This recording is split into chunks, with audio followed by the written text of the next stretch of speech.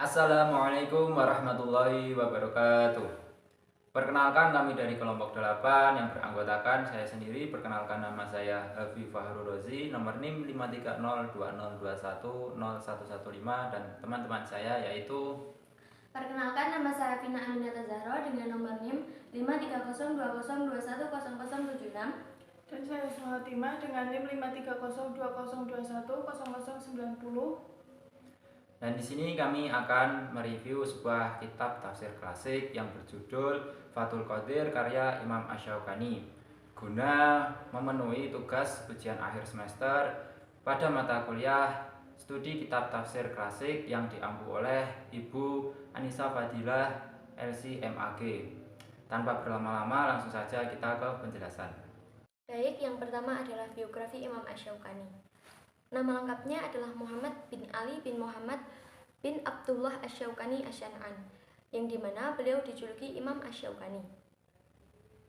Beliau dilahirkan pada Senin tanggal 28 Zulqa'dah tahun 1173 Hijriah dan beliau wafat pada tahun 1250 Hijriah.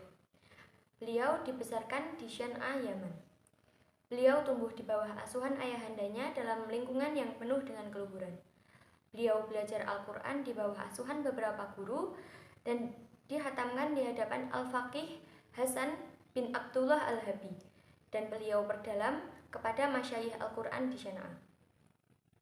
Kemudian beliau menghafal berbagai matan dalam berbagai disiplin ilmu, seperti Al-Azhar oleh Imam Al-Mahdi, Muhtasar Faraid oleh Imam Al-Usaifiri, dan lain-lain. Ilmu fikih pertama kali diterimanya dari Ahmad bin Muhammad bin Al-Harazi. Dia mempelajarinya selama 13 tahun hingga menguasainya. Karena pengetahuan Imam Asy-Syaukani yang begitu luas, banyak ulama yang pernah belajar kepada Imam Asy-Syaukani. Di antaranya ialah anak kandungnya sendiri, Ali bin Muhammad Al-Syaukani. Karya-karya Asy-Syaukani. Karya ilmiah Asy-Syaukani yang dapat kita ketahui berjumlah 227 buah. Namun, hanya 38 diantaranya yang dicetak atau diterbitkan, sedangkan 189 diantaranya masih tertulis tangan. Nah, salah satu kitab yang non-manuskrip, salah satunya adalah kitab Fathul Qadir Al-Jami' Baina Fan'i Ar-Riwayah wa Ad-Dirayah min At-Tafsir. Nah, kitab Fathul Qadir ini dianggap sebagai salah satu dasar kaidah dari beberapa kaidah dalam tafsir dan merupakan salah satu referensi dari berbagai tafsir. Hal ini tidak lain karena kitab tafsir Fathul Qadir memadukan antara tafsir bil dirayah atau biroi dan tafsir bi riwayah atau riwayah dari Nabi, sahabat, dan tabi'in. Pembahasan dalam bab dirayah sangat tajam dan akurat, serta pembahasan di sisi lain yaitu bab riwayah juga sangat luas. Dalam mukadimahnya, Imam Asy-Syaukani mengatakan bahwa ia menulis tafsir ini pada Rabiul Akhir tahun 1223 Hijriah dan menyelesaikannya pada bulan Rajab tahun 1229 Hijriah.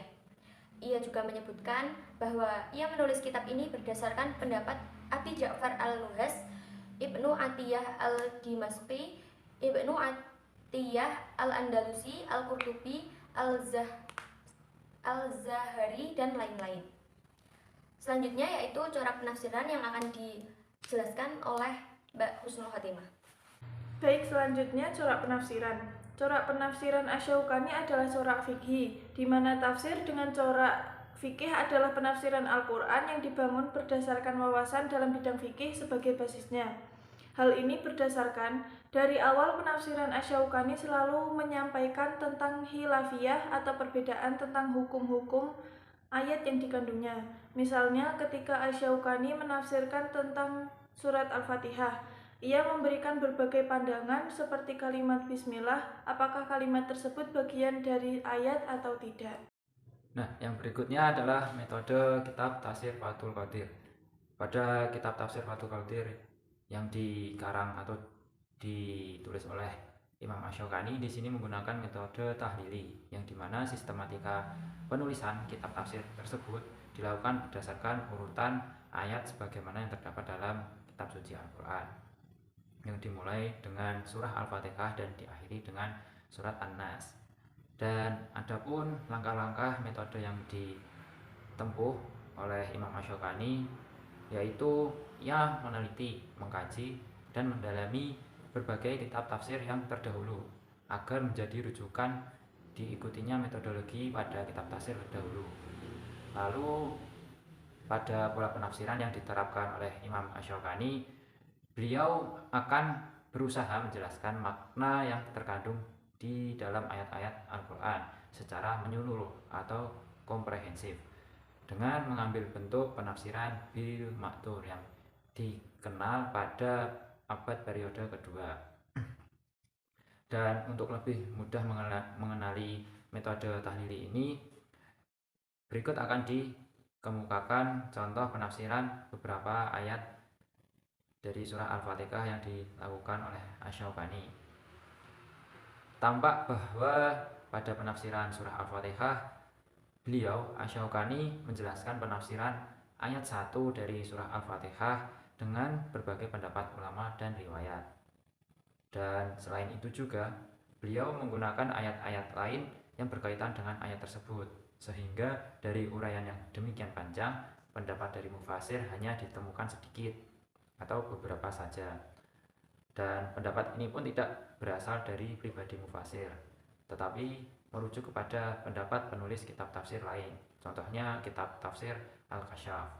Dan dapat disimpulkan bahwa beliau juga menggunakan metode bil ra'i. Pada kitab Fathul Qadir ini terdapat beberapa kelebihan dan kekurangan, di antara lain kelebihannya yaitu 1.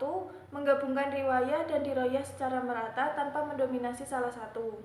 Yang kedua, penjelasan kualitas sanad setiap mengutip riwayah. Yang ketiga, penjelasan nahwu dan qiraat secara panjang lebar. Dan yang keempat, tarjih atau kritik yang dilakukan setiap kali mengutip pendapat-pendapat yang bertentangan. Sedangkan kekurangannya hanya ada 1, yaitu terdapat hadis dhaif yang dicantumkan tanpa menyebutkan kedhaifannya pada beberapa tempat. Akan tetapi jika dibaca pada cetakan Muhaqqiq Abdurrahman Umairah, maka hal tersebut tidak menjadi masalah, sebab seluruh hadis dalam Fathul Qadir telah ditarjih olehnya, takhrij olehnya. Demikianlah hasil review yang dapat kami sampaikan. Apabila ada kekurangan dan kesalahan dalam pengucapan maupun informasi ataupun hasil review kami mohon maaf yang sebesar-besarnya, dan semoga dapat bermanfaat untuk kita semua. Akhir kata kita ucapkan wabillahi taufiq wal hidayah. Wassalamualaikum warahmatullahi wabarakatuh.